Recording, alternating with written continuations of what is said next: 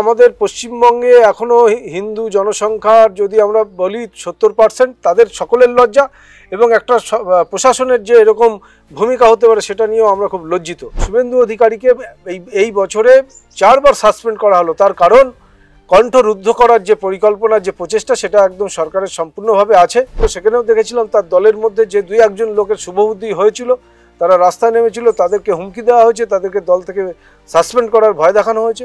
আমরা দেখলাম যে বিরোধী দলনেতা শুভেন্দু অধিকারী সহ আরো বেশ কয়েকজন যারা ছিলেন বিধানসভায় তাদেরকে একেবারে সাসপেন্ড করা হলো, কারণ তারা দাবি করেছিলেন যে সরস্বতী পুজো বাংলায় করতে গেলে কেন হাইকোর্টের কাছে যেতে হবে। কি বলবেন?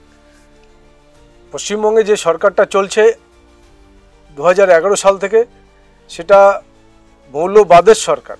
তার কারণ বিভিন্ন জায়গায় দুর্গাপুজোর প্রসেশনে আক্রমণ হয়, সেখানে প্রতিমা ভেঙে দেওয়া হয়। সরস্বতী পুজো করতে দেওয়া হবে না, তার জন্যে পুজো করার জন্য হাইকোর্টে যেতে হয়। এটা আমাদের পশ্চিমবঙ্গে এখনও হিন্দু জনসংখ্যার যদি আমরা বলি 70%, তাদের সকলের লজ্জা এবং একটা প্রশাসনের যে এরকম ভূমিকা হতে পারে সেটা নিয়েও আমরা খুব লজ্জিত।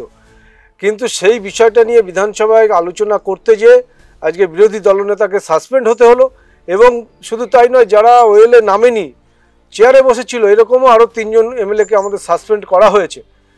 এবং শুভেন্দু অধিকারীকে এই বছরে 4 বার সাসপেন্ড করা হলো। তার কারণ কণ্ঠরুদ্ধ করার যে পরিকল্পনা, যে প্রচেষ্টা, সেটা একদম সরকারের সম্পূর্ণভাবে আছে।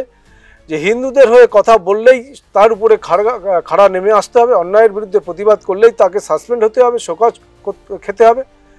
আরজি করের যে অভয়ার কাণ্ড, সেখানেও দেখেছিলাম তার দলের মধ্যে যে 2-1 লোকের শুভবুদ্ধি হয়েছিল, তারা রাস্তায় নেমেছিল, তাদেরকে হুমকি দেওয়া হয়েছে, তাদেরকে দল থেকে সাসপেন্ড করার ভয় দেখানো হয়েছে। সরকারটাই এভাবে চলছে যে সম্পূর্ণভাবে একটা বিশেষ সম্প্রদায়কে তোষণ করে তাদের ভোট ব্যাংকটাকে সম্পূর্ণ বাক্সে ভরে যেন তেন প্রকারে ক্ষমতায় থাকার প্রচেষ্টা। তোষণ নীতি আর কতদিন? একদম তোষণ নীতি আমাদের তো মনে হয় 2026-এ একদম হাড়ে হাড়ে টের পাবে। তার কারণ হিন্দু যে সমাজ, হিন্দু মানুষেরাও, হিন্দু সনাতনী ধর্মে বিশ্বাসী মানুষেরা বুঝতে পেরেছে যে তাদেরও দেয়ালে পিঠ ঠেকে গেছে। এভাবে যদি চলতে থাকে তাহলে একটা সরকার কখনো তার ক্ষমতায় থাকার অধিকার নেই। সেই জন্য আমাদের ভারতীয় জনতা পার্টির পক্ষ থেকে অভিমত যে হিন্দুরা তাদের সেই ভুল বুঝতে পেরেছে এবং যেটুকু সমর্থন হিন্দুদের ছিল এই শাসক দলের প্রতি, সেটুকু 26-এ থাকবে না। লোকসভা ভোটে আমরা দেখেছিলাম 400 পারের নাড়া ছিল আপনাদের এবং 400 পার করবেন এমনই কনফিডেন্স ছিল। সেই কনফিডেন্স থেকে একেবারে মুখ থুবড়ে পড়েছেন। সেখানে দাঁড়িয়ে আবারও 2026-এর বিধানসভায় এতটা কনফিডেন্স? 400 পারের যে বিষয়টা ছিল, মুখ থুবড়ে একদম পড়েনি। আপনারা সত্য ক্রমশ প্রকাশও গত কয়েকদিনের খবরেই দেখেছেন যে মার্কিন বা বিদেশি বিভিন্ন সংস্থা বিভিন্ন জায়গা থেকে শয়ে কোটি টাকা নরেন্দ্র মোদীকে হারানোর জন্যে ব্যয় করা হয়েছে। এবং এখানে একটা মিলিঝুলি সরকার যদি থাকে, দুর্বল সরকার যদি থাকে, কংগ্রেসের মতো বিদেশি লোকেদের দ্বারা পরিচালিত সরকার যদি থাকে, তাহলে ভারতবর্ষের মেরুদণ্ড সোজা থাকবে না। মনমোহন সিংয়ের মতো পাকিস্তান আক্রমণ করলে উনি বলবেন আমি আমেরিকাকে জানাবো। আর এখন নরেন্দ্র মোদীর সরকার পাকিস্তান কোনো রকম চোখ উঁচু করে তাকালে চোখটা কীভাবে তুলে আনা যায় তার ফতোয়া দিয়ে রাখে। তো এই সরকারকে দুর্বল করার জন্য সারা বিশ্বের তামাম নেতারা, বিশ্বের মহা পণ্ডিতরা মাথা দিয়েছিল, কিন্তু ভারতবর্ষের জনগণ সেটা হতে দেয়নি। এবং নরেন্দ্র মোদীর কাছে দেশ সুরক্ষিত এবং ভারতবর্ষের মান আজকে বিশ্বের দরবারে একটা বিশেষ জায়গা নিয়েছে।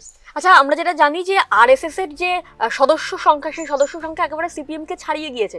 আমরা তো দেখেছি সিপিএম এর বিভিন্ন মিটিং মিছিলে বহু লোককে দেখা যায়, কিন্তু ভোট ব্যাংকে তার কোনো এফেক্ট পড়ে না, একেবারে জিরো। কোথাও গিয়ে কি এবার লোকসভায় বিজেপির ক্ষেত্রে একই হতে চলেছে? সিপিএম বিষয়টাই একটা ভ্রান্ত ভাবনা নিয়ে তৈরি হয়েছে। আজকে তাদের যে সম্মেলন হলো, রাজ্য কমিটির যে সম্মেলন হলো, সেখানে ইসরায়েল কেন পার্শ্ববর্তী মুসলিম দেশকে আক্রমণ করছে সেই কথাটা বড় বড় অক্ষরে স্বর্ণাক্ষরে লেখা আছে। পাশে বাংলাদেশে যে হাজার হাজার হিন্দুকে আক্রমণ করা হয়েছে, প্রকাশ্যে বলি দেওয়া হয়েছে, হিন্দু রমণী, হিন্দু যুবতীদের ইচ্ছামতো ধর্ষণ করা হয়েছে, পছন্দ হলে নিয়ে বাড়িতে আটকে রেখে তাদের অসভ্যতামি করা হয়েছে, থানায় ঢুকে হিন্দু পুলিশদের মেরে ঝুলিয়ে দেওয়া হয়েছে, তার বিরুদ্ধে বামফ্রন্টের কোনো কথা নেই এবং একটা বাক্য ব্যয় নেই। অথচ ইসরায়েল কোথায় বোমা ফেলেছে তাই নিয়ে তাদের কান্না।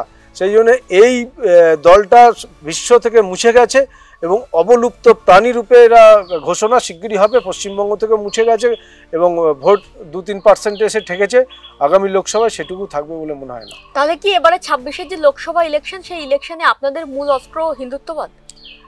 একদম হিন্দুত্ববাদ শুধু নয়, হিন্দুত্ববাদের সাথে দেশের সুরক্ষা এবং উন্নয়ন এবং যুব সমাজকে ভবিষ্যৎ দেখানো, এটা নিয়েই আমরা এগোবো।